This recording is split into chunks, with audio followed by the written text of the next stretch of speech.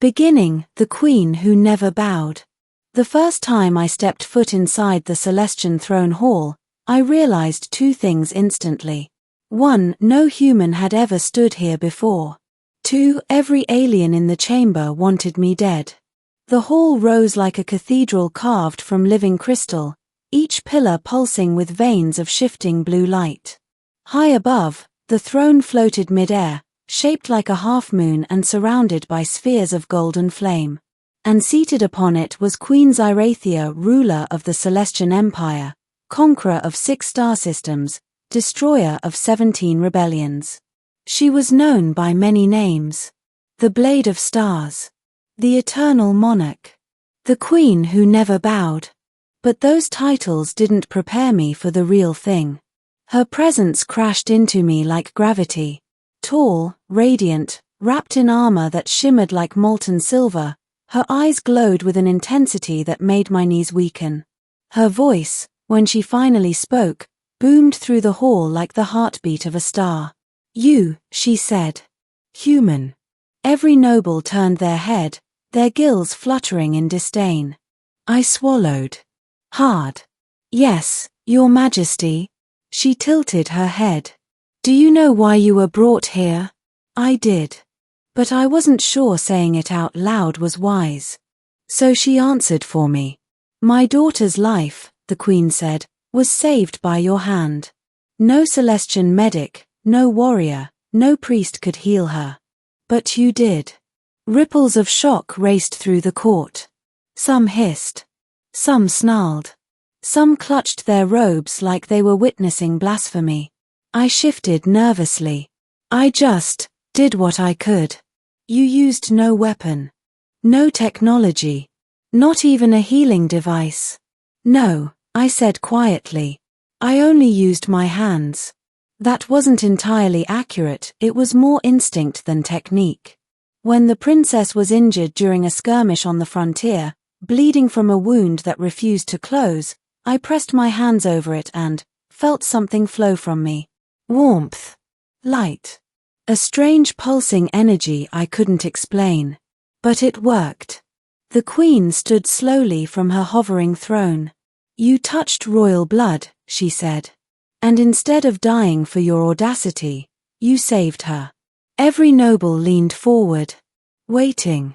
The Queen descended until she stood on the polished floor, her armored boots echoing like thunder. "And so, by the ancient laws of Celestia," she said, "a life debt has been formed." Gasps filled the hall.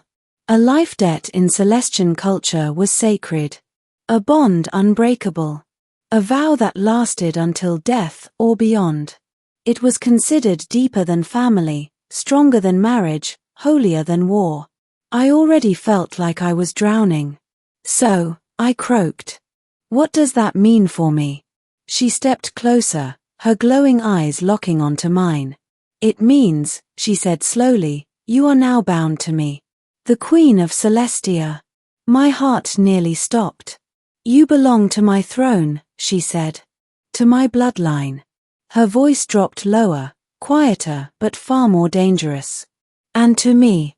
Middle, the Queen who shocked the Empire." For the next several days, palace attendants shadowed my every move. Guards followed me like I was a dangerous beast. Priests whispered prayers behind curtains when I walked past. Servants stared at me like I was carrying a forbidden artifact. But no one dared speak to me directly. Except her. Queen Zirathia visited me at unexpected moments.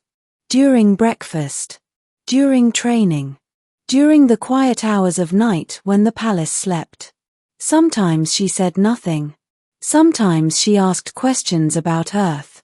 Sometimes she stared at me with an expression I couldn't decipher, curiosity tinged with something softer. But one thing was consistent. She kept getting closer. One evening, after a diplomatic council meeting, she dismissed her guards and cornered me on a balcony overlooking the Empire's capital, a planet of swirling blue storms and glittering city towers. "What are you to me, human?" she asked. I took a step back. Someone who owes the princess his best wishes? She raised an eyebrow. You mock me. No. You performed an act no Celestian warrior nor healer could, she said. Your touch restored her. Your presence calms her. Your voice steadies her. Her expression tightened. And your scent. She inhaled a long, slow breath and I froze. Is the same scent she described when she was drifting between life and death. I swallowed thickly. And that means something? To us, she said, her voice trembling slightly, scent is a marker of destiny. I blinked. Hard. Destiny. The word hung between us like a star ready to collapse. Then she stepped closer. Human, she said, her voice softer than I'd ever heard it. Do you understand what you have done? I saved your daughter. You did more than that. Her eyes glowed brighter. You bound yourself to our royal line. My breath caught. Bound, how? The Queen's voice grew quiet. In our culture, she said, when a being saves a member of the royal bloodline with their own life force, a trial must follow. A test. A choice. What kind of choice? One that determines the future of the empire. Then she said it, the sentence that would echo across every star system. Tell me, human, what price must I pay for your love? The court explodes. The next morning, every noble, ambassador, priest, and warrior gathered in the throne hall. Rumors burned through the palace like wildfire. The Queen had summoned me. When I entered the hall, the crowd parted with mutters. Why him? He smells like a primitive creature. He touched the princess with bare hands. He is unworthy. But the Queen remained silent as I approached. She rose from her throne. Human, she said, step forward. I did. Last night, I made a declaration. The hall fell deathly quiet. I asked you, she continued, what price I must pay for your love. Every noble gasped, or roared, or collapsed to their knees in disbelief. The Queen lifted her chin. You all heard correctly. I asked him to name his price. The fury was instant. This is madness. He is a primitive. He is not our species. He cannot be consort to the Queen. Enough. Her voice hit the hall like a shockwave. Cracks formed in the crystal pillars. The floating flames around her throne flared like supernovas. She turned back to me. I meant what I said, she whispered. Say the word, human. Tell me what I must do. I stared at her. Not the Queen. Not the conqueror. Not the living symbol of the empire. But Cyrathia. A woman who had watched her daughter die, and watched a stranger bring her back.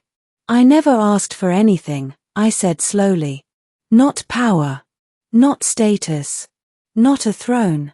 Then what do you want? She asked. I took a deep breath. I want to understand why you're asking me this. She blinked once, slowly, like no one had ever said such a thing to her. And then, she told me. The truth of the Celestian heart. Celestians rarely bonded. Their biology made emotional attachment almost impossible except under extraordinary circumstances. When one of us feels a connection deeply enough, she explained, we sense it through scent. Through energy. Through something beyond conscious will. She looked down at her hands, the hands of an empress who had conquered worlds. I have led armies, she said. Shattered fleets. Survived assassination attempts and cosmic storms. She lifted her eyes. But nothing has shaken me as much as you. The hall murmured. Some with awe. Some with rage. And my daughter? I asked. Her scent changed after you healed her, the Queen said. She described warmth. Light. A feeling of safety. Her voice softened. You gave her something even our healers cannot give, comfort. Hope. Life. My chest tightened. And now, she said, I feel the same. That word again. Feel. It seemed impossible that this warrior queen, who had never shown vulnerability, was looking at me with something close to longing. "Human," she whispered, "if you accept the life bond, you will join our royal line.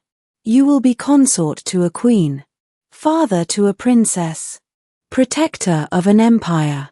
And if I refuse, then I will release you from all obligation," she said, "and suffer the loss silently." I stared at her, at the galaxy behind her, at the desperate hope in her eyes, at the nobles trembling with fear of what my answer might be. I took a step forward, ending the choice that shook the galaxy. "I don't want a throne," I said softly. The queen stiffened. "I don't want power," I continued.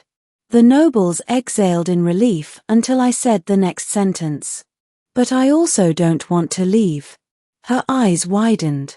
"You saved my daughter," I said. "You protected me when the court wanted me dead. You gave me a place here when I had none." My voice trembled. "And you asked me something no one has ever asked me before, with honesty." Her throat tightened. "So the price," I said quietly, "is simple." She leaned closer, hope gleaming, breath trembling. "What is the price?" she whispered. I reached out and took her hand. Everyone in the hall gasped. Some fainted. Some roared in horror. Some fell to their knees. But she didn't move. She held my hand like it was the most sacred thing in the universe.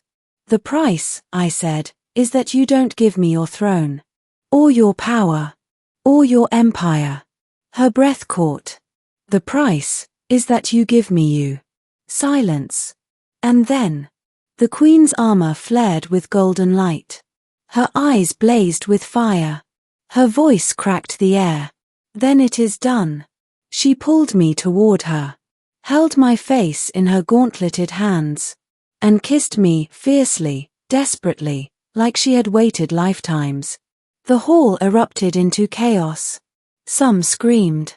Some wept. Some bowed. Some fled. But the queen didn't care. She turned to the court, her hand still gripping mine. "He has accepted T life bond," she proclaimed.